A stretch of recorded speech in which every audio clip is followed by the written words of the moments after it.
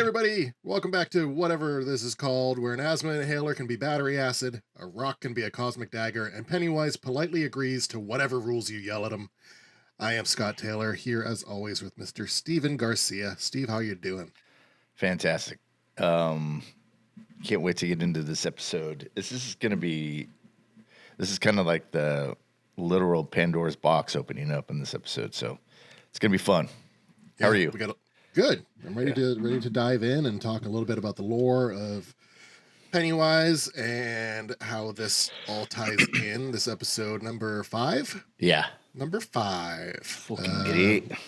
We've got 3 more after this, right? It's 8. I forget if it's 6 or 8 or 10, but it's 8. Yeah. So we're coming to the end. They're starting to wrap some stuff up, but give us some new things. It's the first episode we get to actually see Pennywise in its actual Pennywise form. Yeah. So let's dive in. Where do you want to start first? Whose story do you want to start with? We could just start. Let's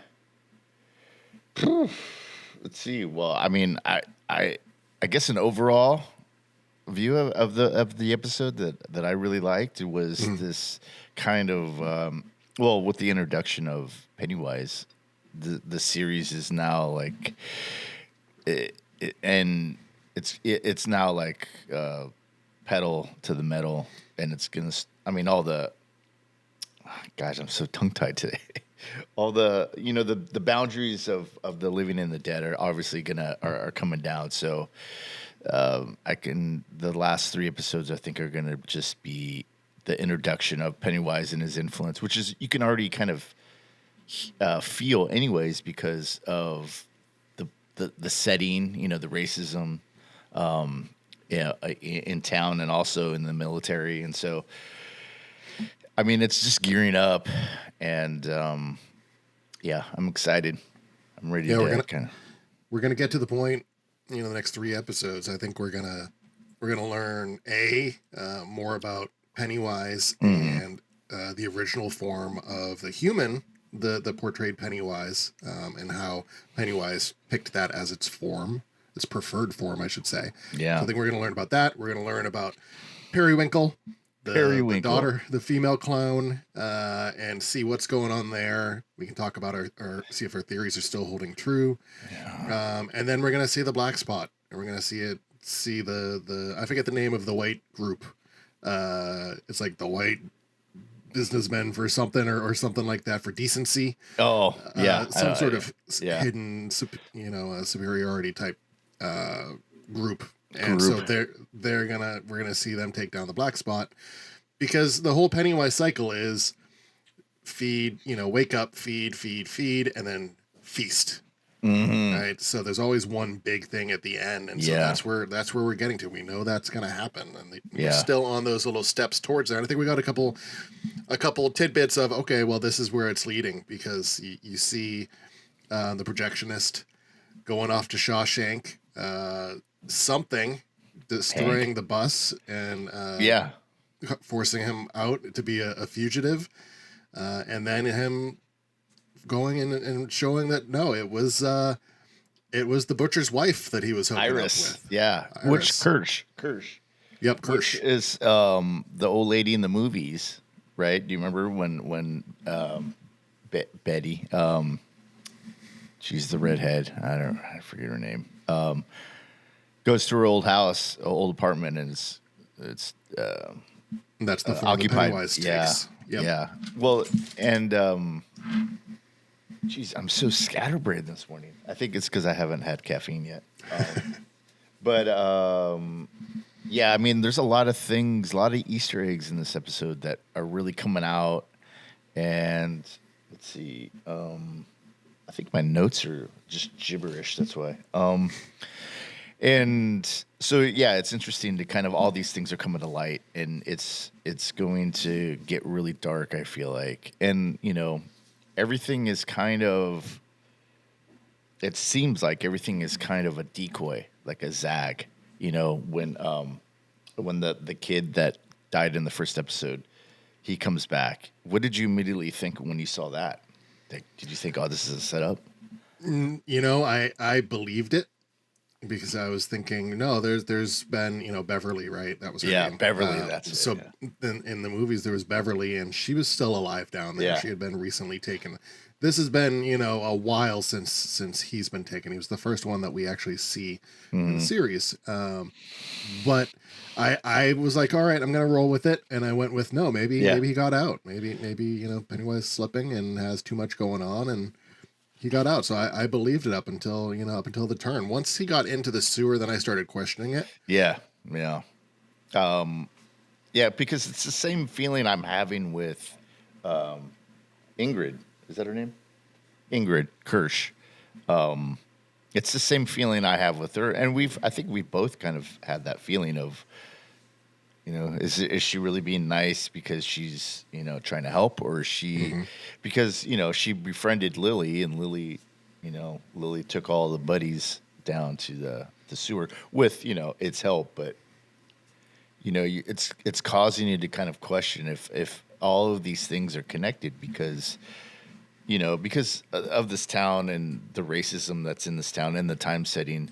It's kind of ripe for the taking because Mm-hmm. it's already in that kind of evil setting. So I don't know, man. It's just such a yeah. It's just making you question, like, okay, well, is she really nice? Is she? And then at the ending, we'll get to that. But yeah, just you're never sure. I mean, that's the thing. I mean, I went with you. I was kind of like, okay, is this it? Mm-hmm. And is he it? Okay, well, yeah, there have been survivors, so yeah. And I was like you. Once they got to the sewers, I was really like, oh, this might be it. So Yeah, I still lean towards that she's not a manifestation of it. I still lean towards that she's corporeal and she's more of what was Dracula's assistant, yeah, Rothschild or whatever it is, Rumsfeld, Donald Rensfield. Donald Rumsfeld, right? Old man reference. Yeah, So I think that's more of it. I think she's involved. I think she was Periwinkle, but I think she's kind of facilitates some things. It doesn't lean away from it, but leans towards it. yeah, yeah. And where did the word periwinkle come from? Did someone say it? I didn't make it. I don't think anyone on the show said it, but Yeah, that's what I've heard online. I don't know if yeah. it said it on like maybe on the trailer that they had or something. I don't know. Yeah, because I missed on this episode. I had to go back and watch a little bit of it again because there was, my as I get older, I feel like my information retention ability is just slipping away. So I didn't catch what they said in the what do you call it, the room where they try to get the answers out of you. In the police The station. interrogation room there. The Yeah. interrogation room. See, Jesus, and not knowing how, like, how he got the dagger, and then when I went back and watched it, I'm like, why did I space out on this? It's really weird, but yeah. So I had to watch that again, and then I watched when he's getting into the bus, and and I didn't catch the first time the dude at the door. Of like, he gives her that smile, and it kind of makes you think. And all these things are just kind of they're unsettling, and they kind of make it so you can't get your footing, and you're like, well, wait, is that it? Oh no, no. It's just this show does a really good job, especially this episode. I think it was directed really, really great. It just kind of leaves you unsure with everything. So I don't know. Yeah, and all the recaps that I've seen go into like the colors in the show, right? And you see Yeah. that she's wearing a red dress at the end, so it's like a sign that she's Pennywise or tied to Pennywise. The guy with the red shirt, trying to shoot the projectionist because he thinks he killed his kids. Yeah. Red shirt there. So all these influences, seeing these colors there. My brain doesn't go to that. My brain doesn't go, oh, he's wearing red, so there's this. It's only Right. an after sight, and Yeah. someone goes, hey, look, it's red. I go, oh yeah, it's red. Ooh, wow. So yeah, I'm similar there when I'm like, what happened here? And Yeah. when those things Yeah. are pointed out, I'm like, oh, okay. Yeah. But to talk about the shards, Oh, it yeah. jumps right from the interrogation that was at the end of the last episode, and they go right into, okay, great, we know where it is, we know where these shards are, we know where we need to go into the sewers. Yeah. Yep. So they do that. They go down the well, and they go try to find these shards and try to. I think their plan is to make it tighter so that they can actually have more control over it. Right? They want to be able to control it, so they want it to be a smaller cage so that they have control over where it is and they can make it do what they want. Yeah, I mean, they want to weaponize it and give it to Germany or whoever we're at war with at the time. But it's oh geez, fleeting thoughts. Choo choo. Yeah. So when he starts to lead him down there, and this is where I missed it the first time. What he was planning on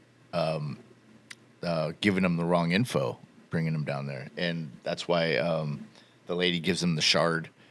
And it's at some point I was like, oh no, and when he's running and he drops it, and it's just like, I hate, it's like a plot contrivance, but it fits, right? Mm-hmm. Because obviously it has to save Lily later in an episode, but this, I wish they would have done it a little less cliched, but I mean, you got to put it in the water somehow. So that kind of a little bit took me out, but it wasn't, it's a nitpick, Yeah, you had people getting knocked over and knocked down in the water and all this stuff, and you just needed it to the bag opens up and it falls out, and then he's like touching the bag. Where is it? Oh my god! Like I'm looking for my wallet and my spectacles, testicles, wallet and watch.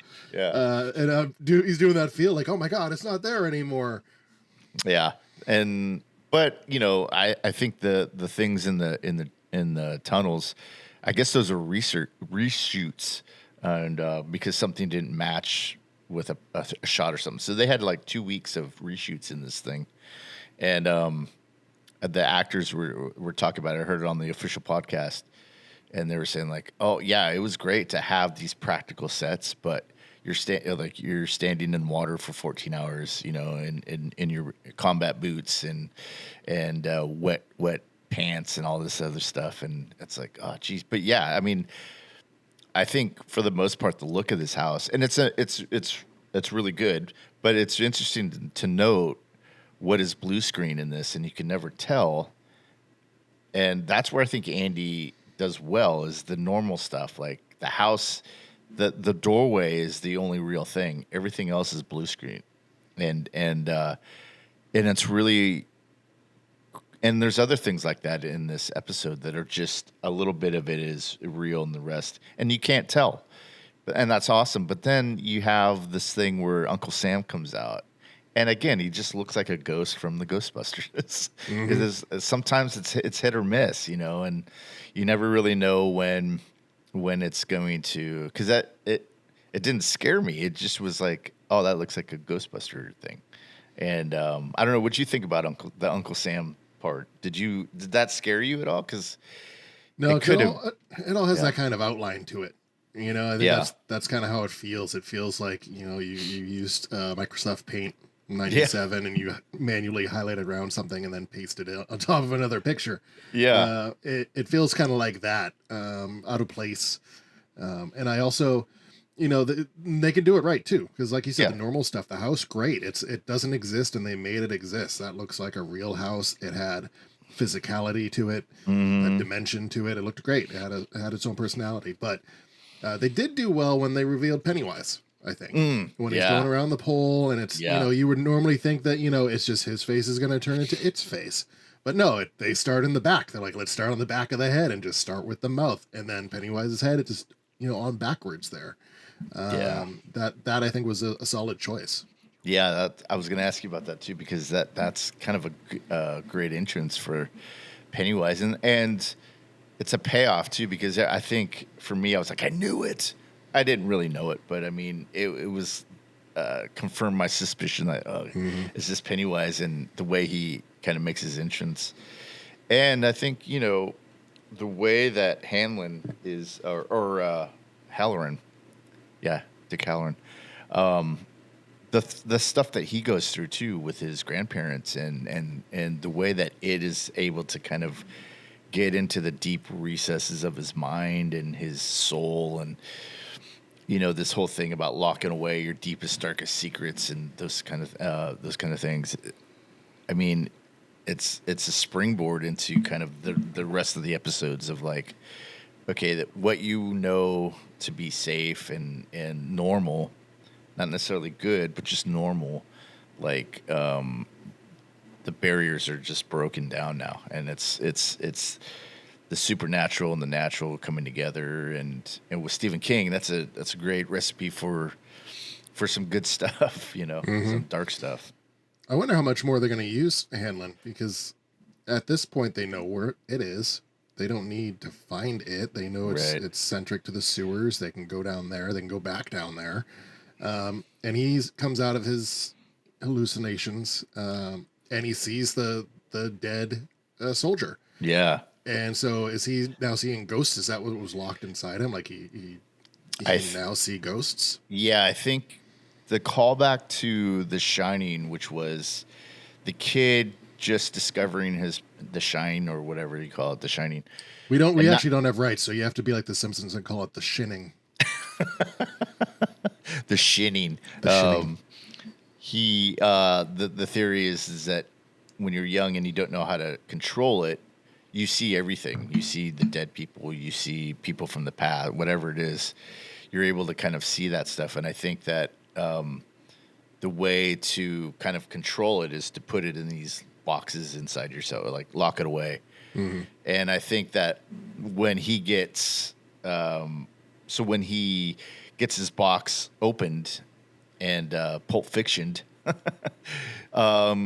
it's this power of full blast. So now he's seen the dead. That's why he sees the dead soldier there. He's understanding the filter's off. Yeah. The control is, you're going to see everything. And that's what I'm saying with the boundaries between the living and the dead, or the supernatural and the natural. It's like, that's all for him. It's the barrier's broken. So it's just, yeah, I mean, I think I understand what you're saying. I think that there's probably a way for him to try and close that back up again, or battle Pennywise, just to try and understand what it is, because no one knows what it is, So, and that's something that he's never faced, is somebody with his power, but just 10 times strong or 100 times strong.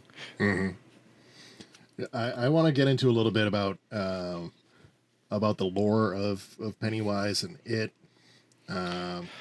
Seeing it for the first time, in this series, it's great. Makes a great Pennywise appearance. Yeah. Makes sense that he showed up as Pennywise because he's scaring all the kids at once, right? And what's scarier than a clown to those kids? Versus when he sees, Lily a little bit later and he's Pennywise, but then he turns into the dad, right? Yeah. And secondly, side quest here, she totally could have fit through those bars, right? Like, those are some pretty big squares. She could have, maneuvered her shoulders through there and fit. Yeah, it's a little bit of horror dynamics there of like, I'm stuck. She could have made it. And we won't talk about how did the shard make its way all the way there and just stop. See? Yeah, we won't talk about that. Yeah. Some people online say that this was that turtle, supernatural turtle being kind of in play, trying to help things out, because she holds up her arm and she has the bracelet up. Like, you think that that's going to ward him off, and it's not that. It's the shard that did it.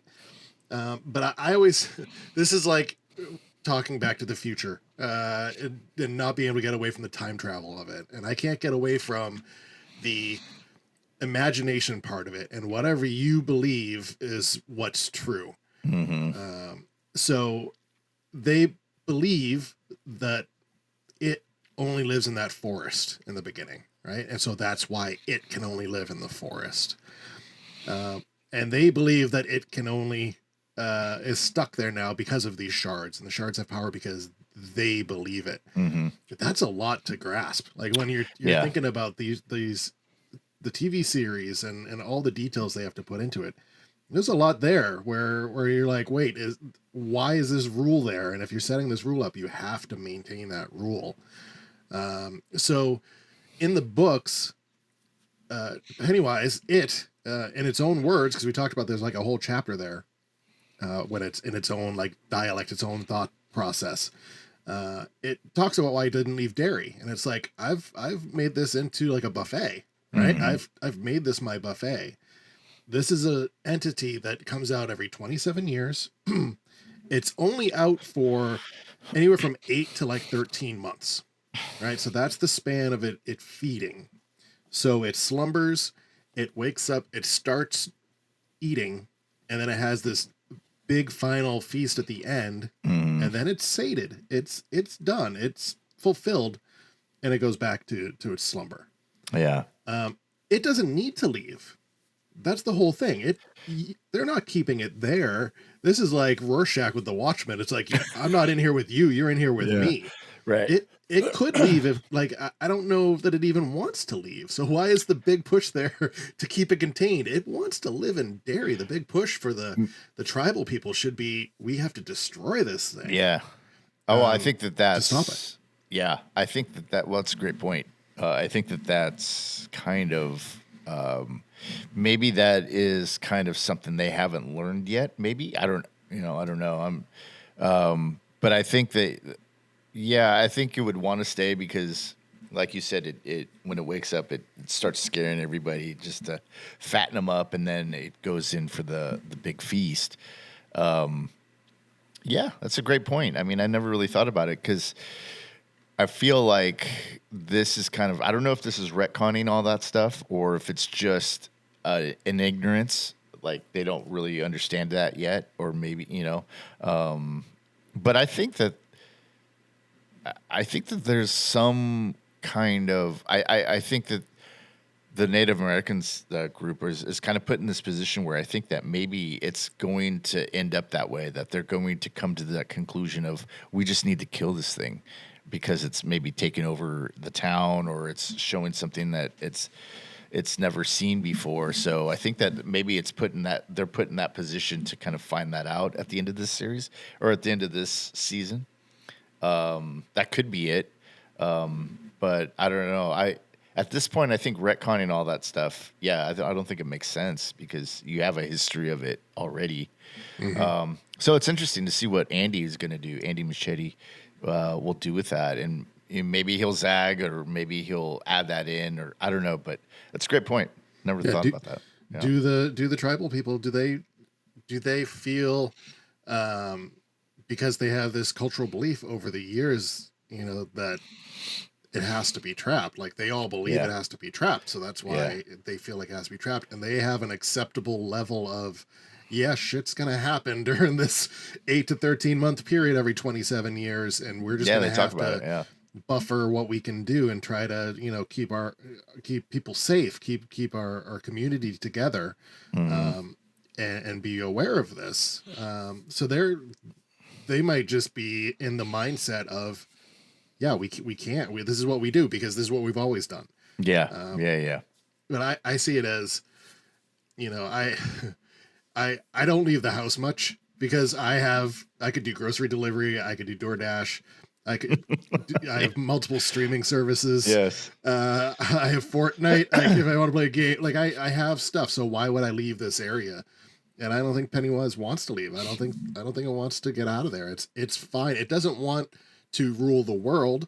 Most villains have that plan. This is just, it wants to eat and it wants to go back to bed. And it knows how to feast. It knows how to, it's like a great chef. It knows how to prepare its meal. It's seasoning everything. It's using the sous vide, thing to put it in the bag and boil it to a certain temperature or whatever. It knows what it's doing. It knows what it likes to eat, and it's perfected those recipes.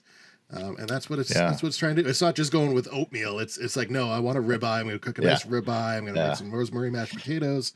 And it's not just grabbing a Cliff Bar. Right. So, I mean, I think I think we're going to see more of that, obviously, in the next 3 episodes. But also, I think, or three, yeah, 3 episodes. But also, I think that what it's going to do. I mean, I'm not looking forward to this, this fire at the black spot. But it's interesting to see how they leave off for the next season. Looking a little bit ahead here, and to see how the previous generation or whatever time period deals with the things that these things are dealing with, because this thing is, I don't know, it keeps me off my feet. I can't really usually when I'm in, like, I guess we'll go back to Alien Earth. Usually it's like, okay, well, these people are. Show me on the puppet where Alien Earth hurt you, Steve. It betrayed me. But it was this thing of, like, in that one, it was these things of like, okay, well, these people do this and they're on this situation. So normally you would probably not do this other thing over here.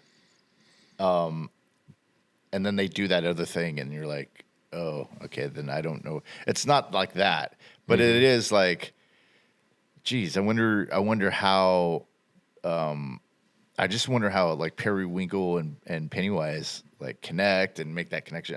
I'm just looking forward to the next couple of shows or episodes. So yeah. Yeah, and one theory out there that I saw and I was thinking about a lot is it a matter of Pennywise and it getting satisfied with the food that it ate? Or is every session it getting destroyed by a group of kids or people that are kind of putting it back into its slumber? Because it's getting weaker every time. So if you look at this cycle and then you look at the next cycle, the with the younger kids and the, now it's the 80s, right? Or the early 90s. I forget what it was. You have them and they're able to defeat it, right? They get it back into its slumber. And then when they're adults, going down the Bill Hader, going down into the sewers, and they're able to defeat it there as well. So is it every cycle that it's defeated? It's kind of put back into. It's not just like, I ate that. Oh, I just had my creme brulee. I'm done now. Then my little my Olive Garden waitress came and gave me my Andes mints. I'm good. Is it the scenario of that, or is it that it's getting beaten, and every time it gets beaten, it comes back just a little bit weaker the next time, and we've seen kind of a little bit weaker and a little bit weaker. So as we go back in these series, maybe each time we're just going to see more and more beast mode Pennywise. Yeah. Well, that's a good point too. I think it's the end, the movies, the 89 or the 90 and the 17-19 movies. I think they're the ones that just kill it. I think that's my theory. I think that it's almost like, well, I was going to say like a dog, but because dog will eat itself until it just throws up or whatever. And I think I was going to say it was probably like that, but I think it has a point where it's like, okay, now I can go and sleep. Obviously 27 years is a long time, so it's got to eat a lot, or in our human standards. But yeah, I think that's another good point, man, because just never thought about that. Yeah, that's what we're gonna see. In the next couple episodes, like we're gonna see, do they defeat him? Do they? Does it just get enough and it just goes, and it puts on its jammies and goes back into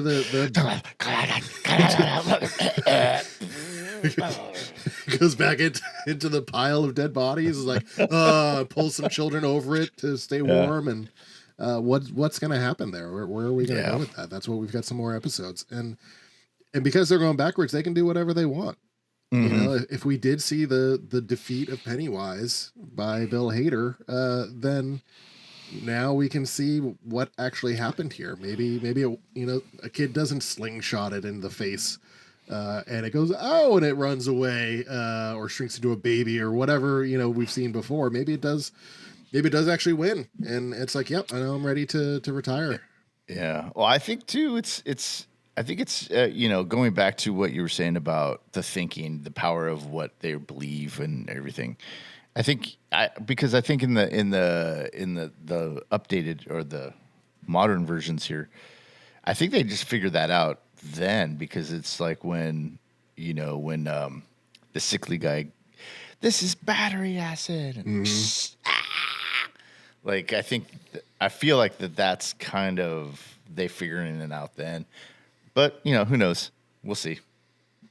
Yeah, what do these kids figure out in the next couple episodes? They now have a shard, so they can try to figure out what that is. And I have a feeling that Lily probably brings it back to that woman. That's how we get back to her house, and we see what happens there. Yeah, she's gonna. I think she's gonna be the one that uses that against Pennywise. Yeah, I know we talked about how anybody is available to die. Like there's nobody safe except for the people that we know, are in the future episodes or future movies. But the kid wise, they're not safe. Anyone could go. But as soon as Lily was backed in that corner, I was like, oh no, you're not gonna kill Lily. No, don't kill Lily. Because she's charismatic. She has that story to her. She has the backstory, being misunderstood, her dad, all the struggles she's gone through. Yeah, she's the perfect. I mean, I'm so impressed with her ability to convey all these. She has that little thing on her. She just plays the distressed little girl so I guess well. But Ronnie too. Ronnie is equally as powerful. I think they're just great. I mean, those two ladies are really kind of carrying the weight of the kid's story, at least. Yeah, I'm also excited to see about the Hanlons and why they stick around and how they stick around after all of this. Yeah, how that happens. Interesting to see. I think it's just heartening or disheartening to know what's going to happen, and okay, because they're good people, Yeah, so that'll be good. We got 3 more episodes. We're excited to see them. There's weekly, so we'll get them trickled into us and see what comes out of it. But for this week, that's our thoughts, our theories. Let us know your thoughts, your theories, or if you just want to yell at us about clown physics, drop us a comment. YouTube, Instagram, mimes included. We'll talk mimes. We shouldn't talk mimes. Legally, I don't think you're supposed to. Yeah, right. Or you get arrested by the mime police. Instagram, YouTube, wherever you happen to find us. Like, comment, subscribe, drop us a message, and let us know what's going on. It keeps us going. Unlike those, unlike Hammond's friend who got shot. It keeps us going. So we will too soon. So we'll see you next time on whatever this is called. Remember, we're not mad. We're just disappointed. We'll see you then. Bye.